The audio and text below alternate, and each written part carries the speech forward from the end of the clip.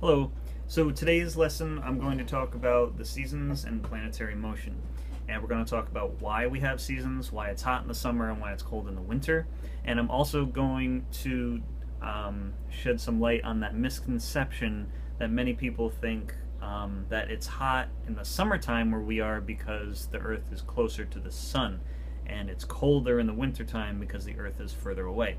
This is a misconception. This is actually not true. The opposite is actually true. In our winter time, when we are experiencing winter, the Earth is actually closer to the sun. And when we're in the summertime, we're actually further away.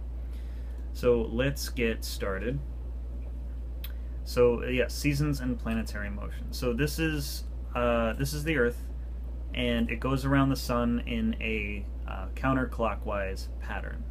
Now the Earth has two major movements. It rotates on a tilted axis. As you can see here, it's tilted.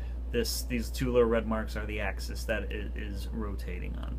And then it revolves around the sun in an elliptical pattern. And it takes the Earth a little longer than 365 days to revolve around the sun one time. And we call that 1 year.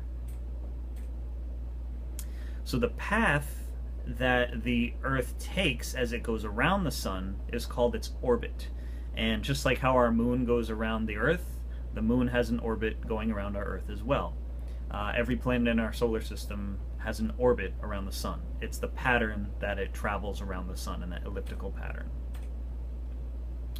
So the Earth is tilted. Now this is the main thing that causes our seasons.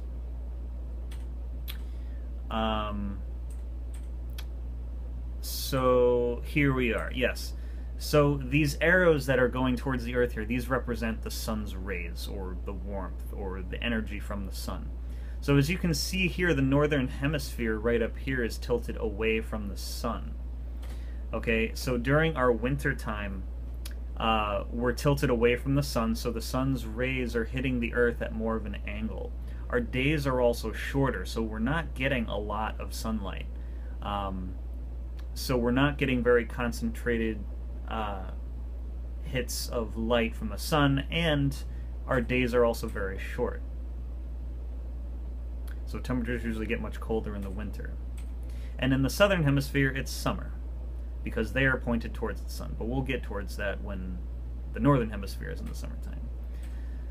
So as the Earth continues to revolve around the sun, we come to our next season of spring. Now the Earth has reached a point where the tilt is not toward the sun, or it's not away from the sun.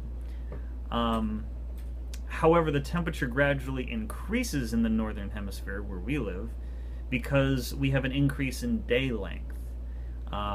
That tilt is slowly, gradually going more towards the sun than it originally was. So our days are getting longer, so we're getting more sunlight, which is why it's a little bit warmer in the spring. And when it's spring for us, it is fall for those in the southern hemisphere. So now we're in the summer. Now at this point, as you can see, our northern hemisphere is tilted right towards the sun. We are pointed right towards the sun like this. So we're getting a more direct hit of sunlight. And I'm going to talk about this more later tomorrow in class, and actually later on this presentation I'll show you a very crude model of this direct light. So yes, and also our days are much longer. So we're getting, not only are we getting more direct sunlight, we're also getting more of it. And when it's summer for us, it is winter for those in the southern hemisphere, because they at this point are being pointed away from the sun, and they have shorter days. And now as we move into fall, we're making that transition into winter. So our days are becoming shorter, we're getting less and less direct sunlight each day, it's getting colder, we're getting less sunlight, and it's moving towards winter. It's going to be winter again soon. And when it is fall for us, it is spring for those in the southern hemisphere, because they're moving towards summer. So here, as it is again in the original spot, when we are pointed away, it is winter, and when we are pointed towards the sun, it is summer. And it's been doing this for millions of years, and we hope it continues to do so.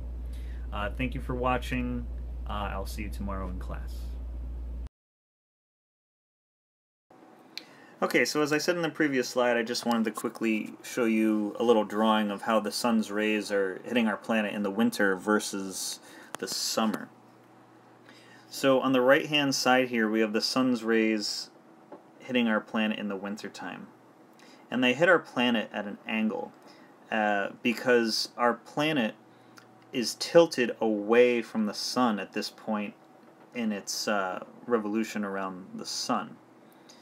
And on the left over here, the sun's rays are hitting our planet at a more direct spot, a more direct angle. So in the winter, they're hitting, on the right-hand side in the winter over here, the sun's rays are hitting our planet's surface at an angle. And that is why the sun's rays aren't as intense. When you compare it to over here on the left-hand side during summer, the sun's rays are much more intense because it's such a more direct hit.